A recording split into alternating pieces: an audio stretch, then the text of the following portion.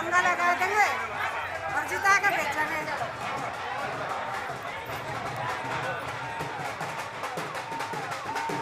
इकरा जी, आप कैंपेन में हैं, कितना मुश्किल है आपके लिए कैंपेन? मुश्किल नहीं है, बहुत अच्छा लग रहा है सबके बीच में जाके और अच्छा रिस्पांस हमें मिल रहा है, तो कुछ मुश्किल नहीं लग रहा है। बहुत अच्छा सपोर्ट है, रिस्पांस है, इट्स मुश्किल नहीं है। देश में इस समय जो हिंदुत्व की राजनीति हो रही है, जब जय श्री राम का नारा चलता है तो जिन मुद्दों की आप बात कर रही थी, स्थानीय मुद्दों की बात कर रही थी, वो कहीं ना कहीं दब जाते हैं। उसका मुकाबला आप कैसे करेंगे? देखिए, ये बहुत लंबी राजनीति हो गई है जब से ये भेदभाव इन्होंने और दीवार जो खाई बीच में डालने की कोशिश करी है, लेकिन ये पहली बार है कि हम देख रहे हैं कि यहाँ पर इस बार कोई मुद्दा नेशनल जो नैरेटिव ये चलाते हैं वो कोई मुद्दा नहीं है। इस बार मुद्दा अगर है तो वो लोकल इश्यूज़ है, जो लोकल जनप्रतिनिधि है उनके बीच में कंपटीशन है और जो लोकल मुद्दे हैं यहाँ के लोगों के, वही मुखर रूप से उभर कर आ रहे हैं। यहाँ पर कोई नेशनल नैरेटिव रिलीजन का हो, जाति का हो, उसका कोई भेदभाव नहीं है। लोगों में नाराज़गी काम को लेकर है और काम करने वाले लोग होने चाहिए, तो वही है, यहाँ और कोई मुद्दा नहीं है।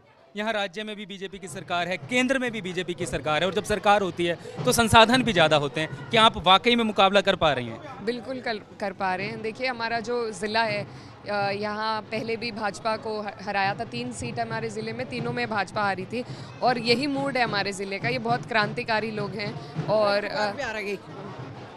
तो हमें पूरी उम्मीद है कि संसाधनों से फ़र्क नहीं पड़ता। यहाँ पर लोगों को चाहिए कि उनके बीच में रहें लोग, जो भी जनप्रतिनिधि है उनके बीच में रहे, उनके दुख सुख में रहे, उनकी समस्या सुन सके।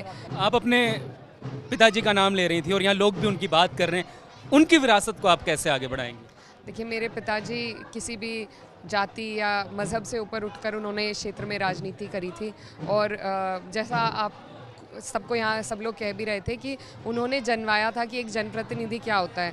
उस टाइम पर जो सांसद होते थे वो नहीं इतना मिलते थे, लेकिन मेरे पिताजी उस टाइम पर वो सबके बीच में रहकर सबका व्यक्तिगत उन्होंने कई लोगों के हज़ारों की तादाद में यहाँ पर काम कराए हैं, तो उसी का प्रभाव है। आज मैं जो भी कुछ हूँ ये उनकी मेहनत का नतीजा है और उन्हीं के विचारों को मैं आगे ले जाना चाहती हूँ।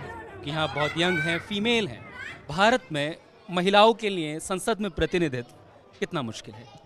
मुश्किल है, अभी बहुत कुछ करने की ज़रूरत है, लेकिन स्टेप बाय स्टेप का प्रोसेस होता है।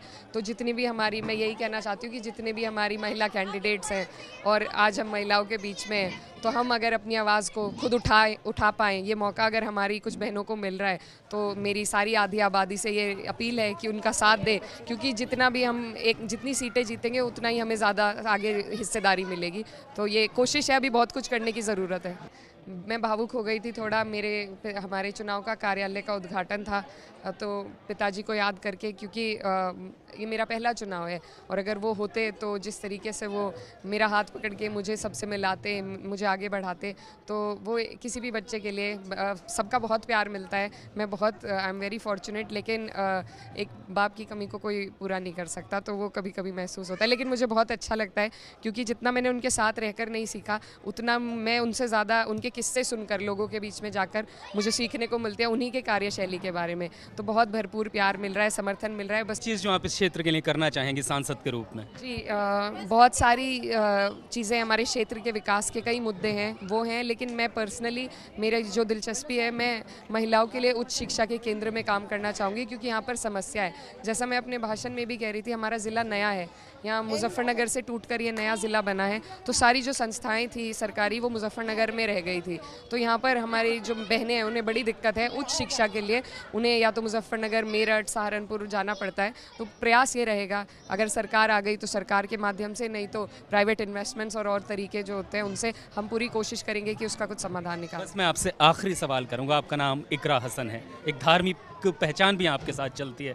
क्या आपको लगता है कि कभी वो आपके राजनीतिक करियर में, जिस तरीके का माहौल है, जैसे किनारे कर दिया गया है मुसलमानों को राजनीति में, कभी ये महसूस होता है कि वो एक रुकावट भी है पहचान आपकी? नहीं, देखिए, ऐसा नहीं है, क्योंकि मैं अपने एक्सपीरियंस से अगर बताऊंगी, आज हम जाट बहुल्य गांव में खड़े हैं, सब लोग कितना प्यार और मान सम्मान दे रहे हैं। तो ये एक गिव एंड टेक प्रोसेस है। और हमारा जो क्षेत्र रहा है वो मशहूर है इस बात के लिए, क्योंकि 13 में जब मुजफ्फरनगर में दंगे रहे थे तो कैराना तब भी पीसफुल रहा था। यहाँ के लोगों ने लोगों को रिहाइश दी, उनकी मदद करी, लेकिन यहाँ दंगा नहीं भड़का। तो ये वो क्षेत्र है और उस धरती से मैं आती हूँ, तो मैं बहुत शुक्रगुजार हूँ कि मैं यहाँ से I come from such as place.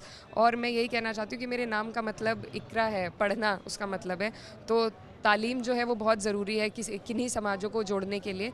तो वही मेरा प्रयास है कि मैं अपनी तालीम अपने व्यवहार में दर्शा सकूं और सबको जोड़ सकूं, भाईचारा बना सकूं।